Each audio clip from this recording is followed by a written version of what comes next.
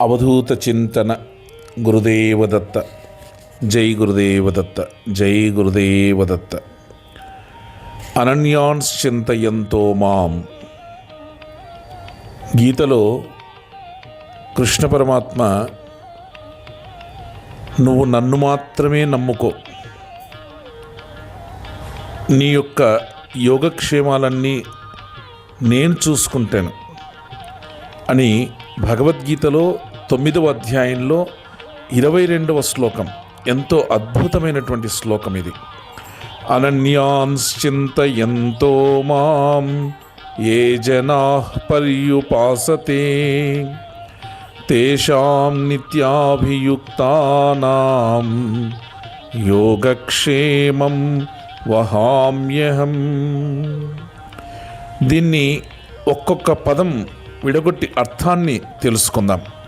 అనన్యాహ్, ఇంకో దారి లేని వాళ్ళు, కేవలం నన్నే.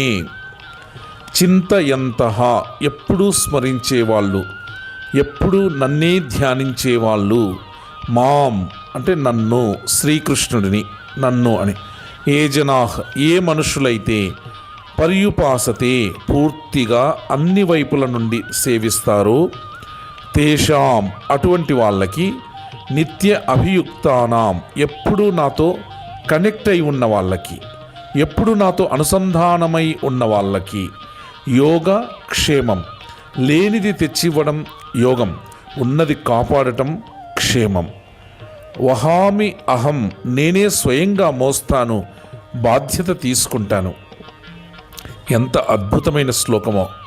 ఇంకో దిక్కు లేదు అని ఎప్పుడు నన్నే స్మరిస్తూ నన్నే పూర్తిగా నమ్ముకున్న వాళ్ళు ఎవరైతే ఉన్నారో, అలా ఎప్పుడూ నాతో అనుసంధానమై ఉన్న వాళ్ళకి లేనిది నేను తెచ్చి ఇస్తాను, ఉన్నది నేను కాపాడుతాను, ఆ బరువు మొత్తం నేనే మోస్తాను అని కృష్ణుడు ఎంతో అద్భుతంగా అర్జునుడికి చెప్పడం జరిగింది. అర్జున, కాస్త దేవుడు, కాస్త జ్యోతిష్యం, కాస్త ఇంకో మ్యాజిక్, ఇంకొకటి ఇంకో చోట నమ్ముతాను, ఇంకొకరు నమ్ముతాను, ఇంకో చోట బాగుంది అని 10 పడవల మీద కాలు పెట్టకు. ఒక్క పడవ, నేను. మునిగితే నాతో మునుగు, తేలితే నాతో తేలు.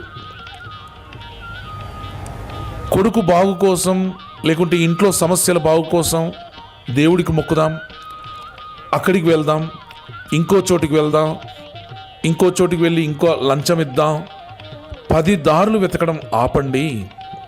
కృష్ణ నువ్వే దిక్కు అని ఒక తలుపు కొట్టండి. 10 తలుపులు కొడితే ఏదీ తెరుచుకోదు. కాబట్టి జీవితంలో ఎప్పుడు భగవంతుని నమ్మి ఎన్నో అద్భుతమైనటువంటి యోగాన్ని, క్షేమాన్ని పొందవచ్చు. చింతయంతః మాం, ఎప్పుడు స్మరణ చేస్తూ ఉండు.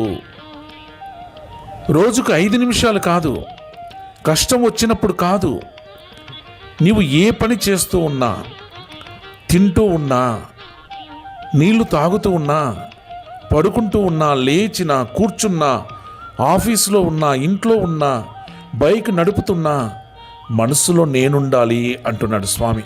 చింతయంతః మాం, ఎప్పుడు స్మరణ చేస్తూ ఉండు, ఎప్పుడు స్మరిస్తూ ఉండు. పని చేస్తూనే మనసులో గోవింద గోవింద, దత్త దత్త, శ్రీపాద శ్రీపాద, మీకు ఇష్టదైవతారాధన, ఎవరు ఇష్టమైతే వాళ్ళని అనుకోండి. అదే చింతనము. కూర్చొని జపం చేయక్కర్లా, మీ శ్వాసతో పాటు నా పేరు ఉండాలి, మీ శ్వాసలో నా పేరు లయమైపోవాలి. నిత్యాభియుక్తానాం, 24 గంటలు 7 రోజులు భగవంతునితో కనెక్షన్ అయి ఉండాలి. వైఫై లాగా ఒక్కసారి కనెక్ట్ అయితే చాలు, కానీ కనెక్షన్ తెగకూడదు. సుఖంలో నన్ను మర్చిపోయి దుఃఖంలో కృష్ణ అంటే కుదరదు.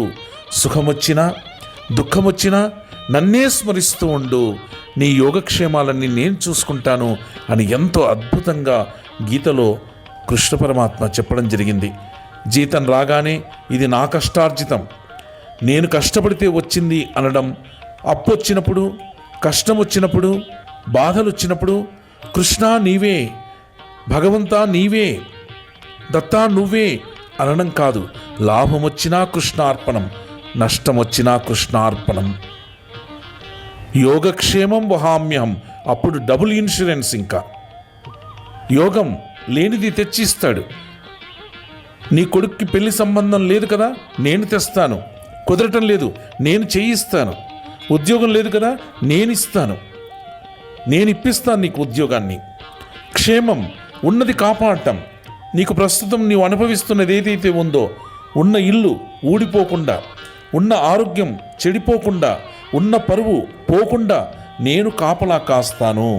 యోగము క్షేమము, డబుల్ ఇన్సూరెన్స్ అన్నమాట. యోగక్షేమం వహామ్యహం అన్నాడు.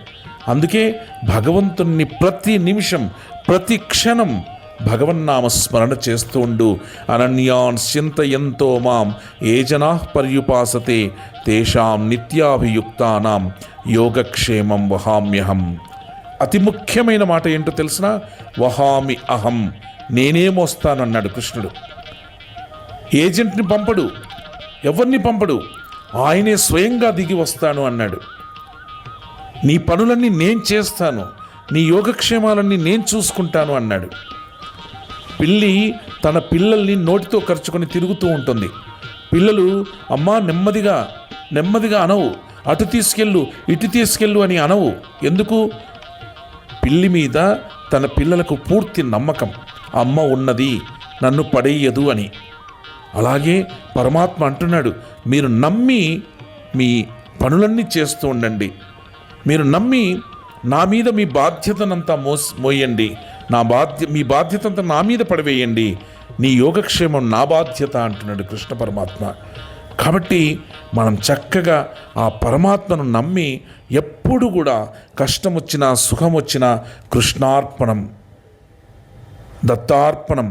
స్వామి నీవే నాకు రక్ష, అన్ని వేళలా నువ్వు నన్ను కాపాడుతున్నావు, నీకు నేను వేల వేల కృతజ్ఞతా సుమాంజలుడు, వేల వేల నమస్కారాలు తెలియచేసుకుంటున్నాను తండ్రి అని మనం భగవంతుణ్ణి మనసా వాచా కర్మన ఎప్పుడైతే సరెండర్ అయిపోతామో, శరణాగతి అవుతామో, భగవంతుడు మన యోగక్షేమాలన్నీ చూస్తాను అని అంటున్నాడు. కాబట్టి అందరూ భగవంతుణ్ణి స్మరించండి. మీ బాధ్యత, మీ కష్టము, మీ సుఖము అన్నీ కూడా భగవంతుని పాదాల వద్ద ఉంచండి. జై గురుదత్త, జై గురుదత్త.